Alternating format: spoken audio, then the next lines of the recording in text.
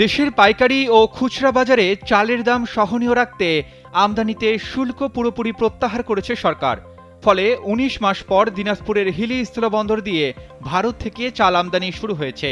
৬২.৫ শুল্ক আরোপ থাকায় চাল আমদানি এতদিন বন্ধ ছিল। সেই সঙ্গে চাল আমদানির অনুমতিও ছিল না। সম্প্রতি দেশে চালের বাজার ঊর্ধ্বমুখী হয়ে উঠলে আমদানিতে শুল্ক কমিয়ে দেয় সরকার। প্রথম দফায় ২০ অক্টোবর শুল্ক কমিয়ে ২৫ করে। তবুও চাল আমদানি না হলে সর্বশেষ ৩১ অক্টোবর চাল আমদানিতে সম্পূর্ণ শুল্ক প্রত্যাহার করে নেয় সরকার। চাল আমদানিতে বাণিজ্য মন্ত্রণালয়ের শুল্ক প্রত্যাহারের পর থেকেই সকল প্রস্তুতি শেষ করে বন্দরের আমদানিকারকরা। প্রথম দিনে মেসার্স সাইরাম এন্টারপ্রাইজ নামে একটি প্রতিষ্ঠান ৯১ মেট্রিক টন চাল আমদানি করে। এতে করে কর্মচাঞ্চল্যতা ফিরে আসে বন্দরের শ্রমিকদের মাঝে। দেশের বিভিন্ন স্থান থেকে বন্দরে আসতে শুরু করেছে পাইকাররা। আমি সৈয়দপুর থেকে আসছি চালের জন্য। চালের কিন্তু খুব আমদানি, কম চাল নাই। যদি পড়তা হলে নিব, না হলে আমি ঘুরে চলে যাব। চাল নিব, মোটাটা আর চিকনটা নিব, দুটাই দেখি কোনটা ঢুকছে। একটা চাল দেখলাম, চিকনটা দেখলাম, কিন্তু যে আমদানিকারক তার সাথে এখনো কথা হয় নাই। বাজার তো স্থিতিশীল একটু হবে আশা করা যাচ্ছে।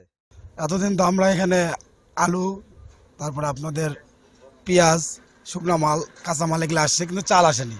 তো চাল আমদানি শুরু হওয়াতে এখন আমাদের অনেকটা চাঞ্চল্যতা প্রকাশ করতেছে ভিতরে, যাতে যদি চাল আমদানি হয় আমরা তো পরবর্তীতে আরও ভালো পজিশন যেতে পারবো, আমাদের রোজগারটাও একটু বাড়বে। আমরা ৪-৫০০ টাকা করে পাই। কদিন থেকে কাজ কাম নাই, শুকনা মালের ২-৪ টাকা করে আলুর গাড়ি ঢুকতেছে। এই আলুর গাড়ি দুটো একটা করে কাজ করলে আমাদের কিছুটা হাজিরা আসে। তারপরে চালের বেলসি হয়েছে, আমদানি শুরু হবে। যদি কাজটা হয় তাহলে আমাদেরও কিছু একটা সুবিধা আসবে, আমরা কিছুটা টাকা পাবো, আমাদেরও লোড আনলোড করার সুবিধা হবে। চাল আমদানি শুরু হলেও এখন পর্যন্ত হিলির খুচরা বাজারে কমেনি চালের দাম। খুচরা বাজারে ২৮ জাতের চাল ৫৮ টাকায়, সম্পাকাটারি জাতের চাল ৬৮ টাকায়, স্বর্ণা জাতের চাল ৪৮ এবং জিরাশাইল জাতের চাল ৬৬ টাকা দরে বিক্রি হচ্ছে।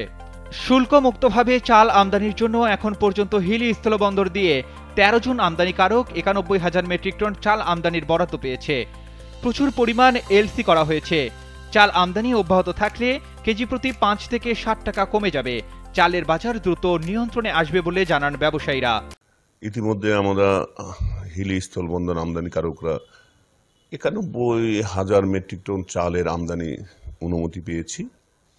অলরেডি কিছু আমদানিকারকের চাউল ঢুকেছে, পর্যায়ক্রমে আগামী সপ্তাহে ব্যাপকভাবে চাউল আশা করছি প্রতিটা আমদানিকারকে এলসি পত্র খুলে মাল ঢুকবে এবং চাউলটা বাংলাদেশের বাজারে আসলে বাজারটা সহনশীল পর্যায়ে হবে। মিনিমাম ৪ থেকে ৫ টাকা পার কেজি চাউলটা কমে যাবে আশা করছি।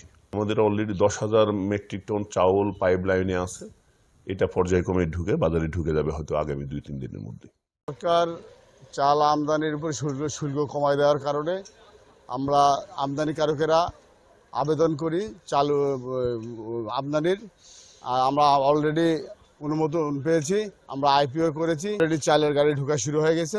ইনশাল্লাহ আগামী থেকে আরও চাল ঢুকবে।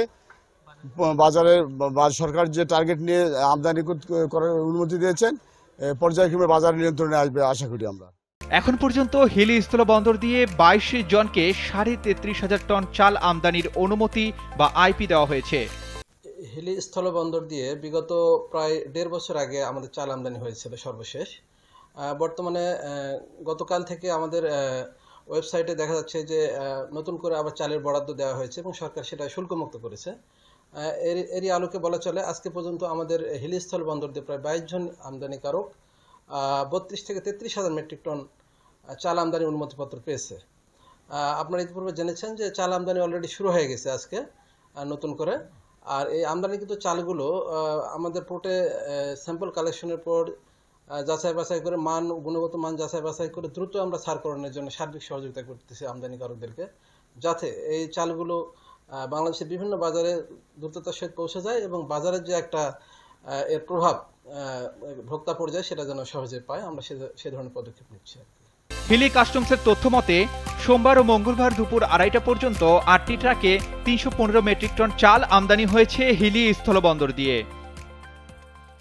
আরমান আলী, টেলিসান।